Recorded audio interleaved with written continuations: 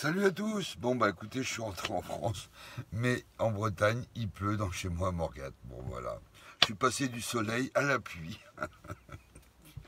Ah c'est fou, hein. En 3 heures de temps, 3 heures d'avion, vous passez de 27, 28 Bon là il fait quand même 15, bon mais il pleut. Bon, bah, c'est comme ça, hein. Bon, avant d'attaquer la vidéo, je vais...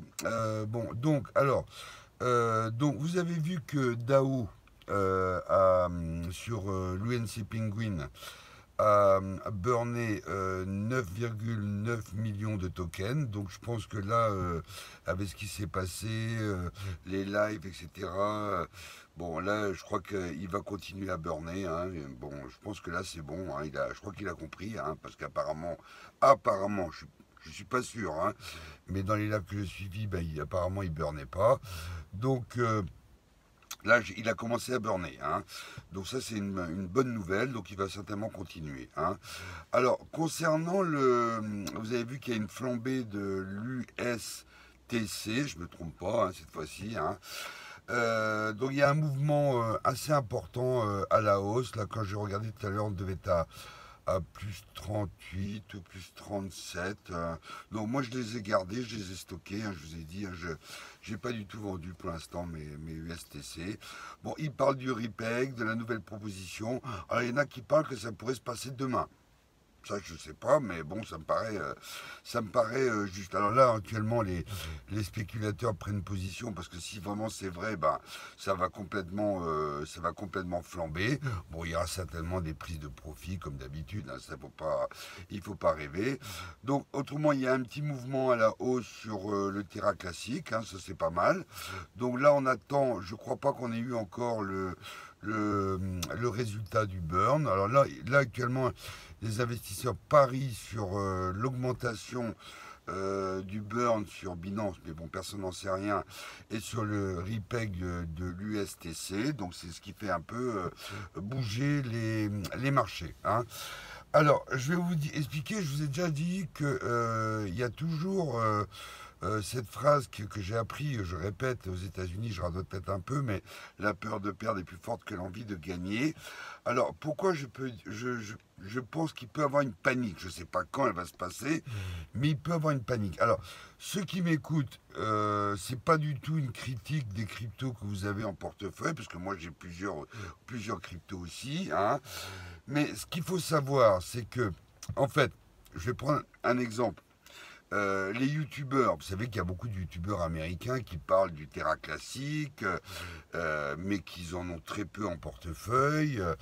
Donc en fait, qu'est-ce qui peut se passer? En fait, à force d'en parler, d'en parler, hein, ils peuvent eux-mêmes devenir lunatiques, c'est-à-dire, bah ouais, finalement, j'en parle, j'en ai pas beaucoup, bon, j'ai pas burné, etc. Mais je me rends compte que en fait, ça continue à monter, il y a des nouvelles de plus en plus importantes. Donc, ils peuvent avoir un effet de inverse par rapport à leur appréhension du marché, parce que je vous ai dit que souvent ils font des vidéos sur le Terra classique uniquement pour avoir des likes, etc. etc. Hein, je parle pas de certains youtubeurs français, hein, qui eux sont à fond dans le Terra classique, mais les Américains, vous savez que dans le business, hein, c'est pas un marché de bisounours, hein. Quand il y a de l'argent à se faire, bon bah ils rentrent dans le marché. Mais ils peuvent aussi également se rendre compte qu'à force d'en parler,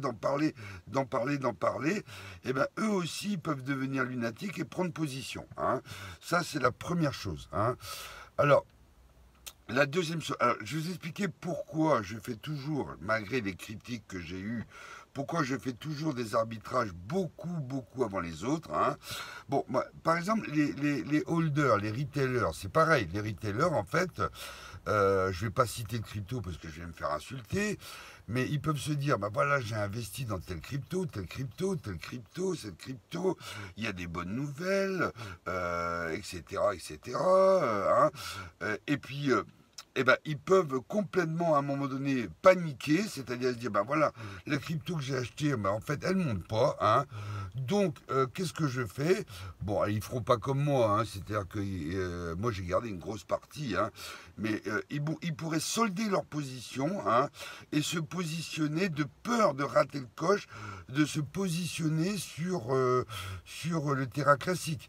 Hein. Bon, mes amis africains qui m'écoutent, là, bon, il y a une crypto qu'ils achètent beaucoup, ils s'aperçoivent bah, qu'il y a beaucoup de bonnes nouvelles, il y a des swaps, il y a de ceci, il y a des machins, et puis ça monte pas, et ben ils peuvent très bien à un moment donné, d'un seul coup, hein, pour pas rater le coche, vendre leur token préféré pour rentrer dans le terrain classique. Ça, c'est fortement possible. Hein.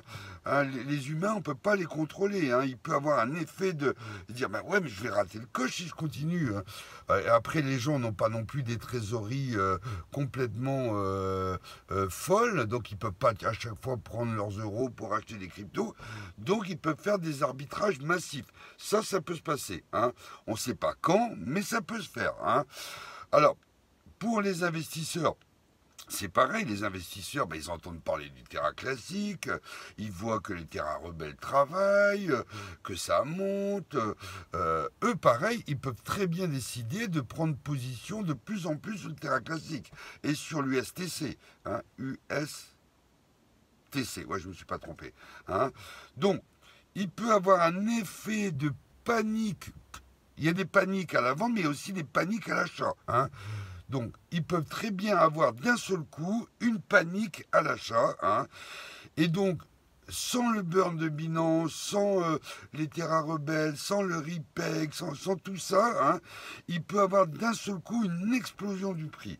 Alors, je ne sais pas quand est-ce que ça va se passer, mais je pense que ça peut se passer. Hein. Alors, c'est mon avis personnel, attention, je ne suis pas analyste financier, je suis retraité, hein, mais je pense que c'est possible. Hein.